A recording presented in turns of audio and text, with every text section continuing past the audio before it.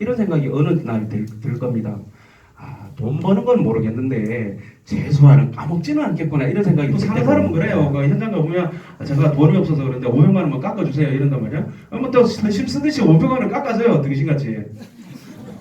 결국은 그렇게 해서 또 시장이 또 이렇게 가는 거예요. 그래서 제가 말씀드리고 싶은 건 이런 거예요. 시장은 이렇게 돌아 간다라는 거죠.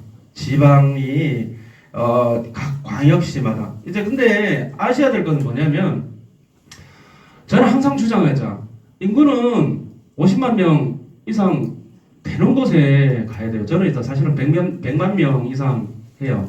100만 명 이상 되는 데가 어디죠? 광역시밖에 없지. 광역시, 창원, 그다음에 수도권에 반 이렇게 나눠서 4등분해서 보면 그러다 보면 사실은 투자할 곳이 그렇게 많이 없다라는 생각을 하게 됩니다. 그리고 사실 돌아다니다 보면 진짜 많이 돌아다니잖아요. 그러면 더 이상 갈 데가 없다. 어디 가지? 뭐 이런 생각도 사실은 듭니다.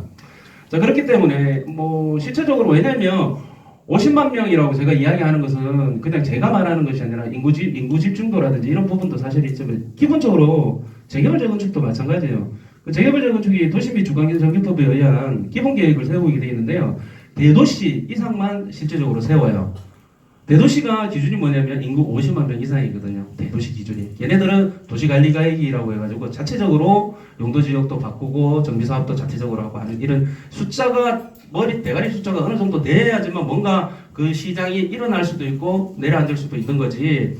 항상 하는 얘기지만 경남 월영이나 강원도 양양은 100년 가도 뭐 거기서 거기에요. 그러니까 괜히 이상한데 인구 작은 데 가서 움직이지 말아라. 항상 하는 이렇게 될 것 같아요.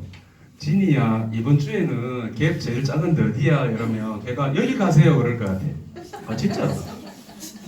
제가 해보면서 사실 저는 도시계획 기술사고 했기 때문에 사실은 토지하고 사실은 정비사업 이쪽으로 저는 원래 전문가라면 전문가예요. 상대적으로. 그런데 사실은 시장이 여러분들이 한 가지 더 좀 아셔야 될 게 뭐냐면 사람들이 이제 50만 명 있는 쪽에 발품을 팔아야 된다 어떤 그런 이야기를 하고 거기에 관심을 둬야 된다. 인구가 작은 곳에서는 또는 인구 유입이 가능성이 없는 곳에서는 관심을 두지 말라는 말씀을 드렸는데요. 저는 이제 사실은 토지하고 뭐 이쪽에 제가 원래 공부를 하다 보니까 시장에 나와서는 제가 투자를 하면서 사실은 재개발 투자를 가장 많이 했죠. 그런 부분에서 이제 토지 투자로도 돈을 많이 벌었지만 문제는 뭐냐면 제가 요 책 보면 아시겠지만 국토도시계획을 알아요. 부동산 투자 팔리게 많이 팔렸어요. 한 4세 찍었으니까 3만 원짜리가 4세 찍었으니까 15,000원짜리를 치면 8세 정도 되니까 이제 330이 11세 찍었으니까 걔가 훨씬 많긴 하지만 금액적으로는 그래요. 그런데 이제 제가 이제 제 옛날 이야기를 좀 해보면 이런 거예요. 뭐 토지 그래 내가 제일 잘 아는데 하고 이제 시작을 했는데 아무도 알아주지를 않는 거예요. 제가 돈을 많이 벌었다 안 벌었다 이걸 떠나서 뭐 아시는 분 아시겠지만 뭐 1년 만에 뭐 몇 배 투기를 하고 뭐 5억 투자해서 20억 받아서 뭐해 알릴 데가 없는데 그래서 가만히 생각해보니까 저는 이제 종목 저는 옛날에 주식도 좀 했었거든요. 주식에 이제 투자하는 패턴이 뭐가 있냐면 종목이 패턴은 똑같아요. 뭐냐면 가장 거래량이 많은 걸 해야 돼요. 가장 거래량이 많은 걸 해야 되는데 부동산 중에서 가장 거래량이 많은 게 뭐예요? 아파트잖아요. 당연하지. 왜 그러냐면 다른 종목들은 상가라든지 토지라는 것은 어차피 자기가 필요한 사람들만 사요. 또는 필요에 의해서만 살려고 해요. 이에 반해서 아파트는 매매에 참여하는 당사자 외에도 전세라든지 월세라든지 남녀노소 불문하고 무조건 다 참여를 하게 되어 있어요. 그래서 주식 투자를 하다 보면 돈을 잃지 않는 방법이 하나가 있는데 뭐냐면 코스피 지수의 상위 종목 그 시가총액 가장 높은 것들 업종 1위들만 매매를 하게 되면 절대 까먹을 일이 없어요. 까먹는 이유가 뭐냐면 코스닥 잡주 가서 막 이렇게 널뛰게 하는 것들 사니까 다 작살나는 거예요. 마찬가지로 부동산도 마찬가지거든요. 부동산도 마찬가지가 뭐냐면 시장 참여자가 가장 많은 아파트 쪽에 움직여야 돈을 잃지 않을 가능성이 굉장히 높고 또 아파트 역시도 사람들이 가장 관심을 가지고 우리 계속 그러잖아요. 부동산은 위치, 로케이션 하는 이유가 뭐냐. 가장 사람들이 관심이 많은 곳이고 시장이 흔들리더라도 결국 자기가 빠져나올 수 있는 어떤 그런 개연성이 있고 이상한 물건을 사게 되면 결국 못 빠져나오는 상황들이 벌어지죠. 그래서 제가 처음에 토지 강의를 하면서 이제 느꼈던 것이 아씨 나도 아파트로 전향해야 되겠다 이제 뭐 이런 생각이 들더라고요. 그래서 그때부터 아파트 쪽에 이제 공부를 다시 시작을 한 거예요. 해서 쭉 하다 보니까 뭐 또 이런 뛰어난 사람들이 너무 많은 거야. 그런데 이제 저는 그렇게 할 자신이 없어서 어떤 방법을 썼냐 하면 쉽게 이제 남들이 많이 만들어 놓은 데이터를 내 것으로 활용하는 것이 더 낫다. 왜냐면 모두가 개발자가 될 수는 없는 거 아니냐. 모든 게 개발자가 될 수가 없으니까 나는 그러면 뭘 해야 되겠다. 그러면 현장이라도 많이 돌아다니자. 앉아서 계속 떠드리는 것보다는 이거다 싶은 곳이 있으면 무조건 전국을 돌아다니는 거죠. 현장 답사자. 그래서 제 유튜브를 보시게 되면 요즘은 사실은 영혼이 없어. 왜냐면 어디 가서 여기 갔다 그러면 저 새끼 저기 왜 저기 갔지 이러면서 다들 관심을 사실 보여주니까 고맙죠 사실은. 그래서 사실은 오히려 블로그에 올라오는 현장은 마탱이 간 거기 때문에 올리는 거예요. 사실 어떻게 보면. 왜냐면 핫하고 투자를 해야 될 것이 같으면 그거 올릴 수가 없죠. 가면 완전 시장이 개판돼 버리니까. 저는 절대 이거 괜찮다 이야기 해본 적 한 번도 없어요. 뭐냐면 그냥 숙제네요. 숙제 내면 숙제를 하다 보면 자연히 알게 돼요. 이 새끼가 왜 숙제를 냈지? 그런 거 있잖아. 의도가 있잖아. 출제자의 의도를 간파하는 사람은 내가 이야기를 안 해도 다 알아서 움직이더라고요. 그러면요, 여기 지금 막 매트릭스처럼 이거 뭐예요, 이거? 자, 그래서 네. 제가 아까 전에 말씀드렸지만 아파트로 넘어온 거, 아파트로 공부를 하다 보니까 내가 만들 자신은 없고 남들이 만들어 놓은 걸 갖다가 활용하는 것이 좋겠더라라는 생각이 들어서 고민을 한 거예요. 고민을 해서 하다 보니까 처음에는 작년까지는 어떻게 했냐면 114에 114 랩스라고 있습니다. 이게 물량하고 조사를 싹 다 해줘요. 그래서 그 같은 경우에는 1년에 사용하는 것이 부가세 포함해서 550만 원이에요.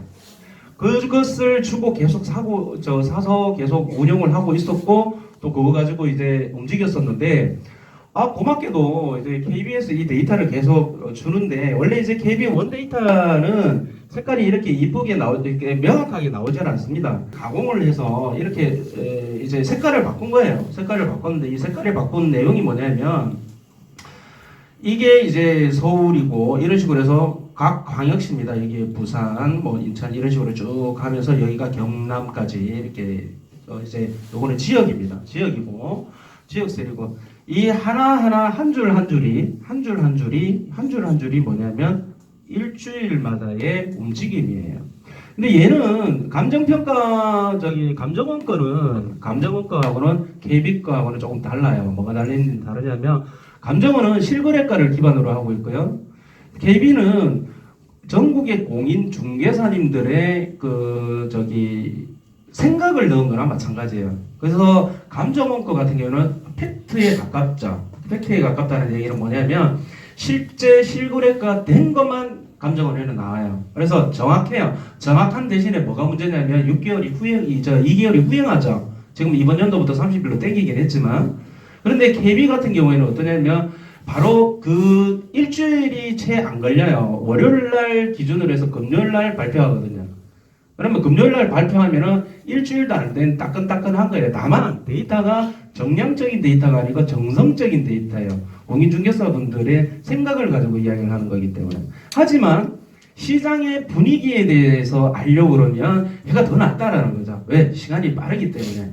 그래서 제가 색깔을 바꿨어요. 뭐냐면 여기 보면 하얀색, 셀에 하얀색 있는 것은 0.000 해서 아무것도 변동이 없는 거예요. 전주 대비해서. 반면에 이제 색깔이 파란색인데 옅은 색깔이 있으니까 농도에 따라서 점점 진해지면 제일 진한 거 이거 같은 경우는 0.4, 마이너스 0.4 이상 됐을 경우에 이렇게 표시를 합니다. 0.1, 0.2, 0.3, 0.4. 또 오르는 것도 마찬가지입니다. 아주 짙은 색깔은 플러스 0.4 이상이 됐을 때, 그 다음 붉은색은 0.3, 하나 살짝 붉은 것은 0.1 이상 이런 식으로 해서 이렇게 맞춰 놓은 거예요. 마음이 한눈에 다 들어오는데 왜 이게 제가 봤을 때 중요하냐면요. 저는 이렇게 판단을 한 거예요. 이게 제가 아까 전에 말씀드렸던 부분들 전체적으로 시장이 오르는 것 같지만 결론적으로 따져보니까 다 따로따로 지방마다 따로따로 놀더라. 자, 지금 한번 볼게요. 이게 증명이 되는 게요. 전국적인 시장이 다 오르려면 이 부분이 전부 다 빨리 해야 되잖아요. 같이 오를 때는.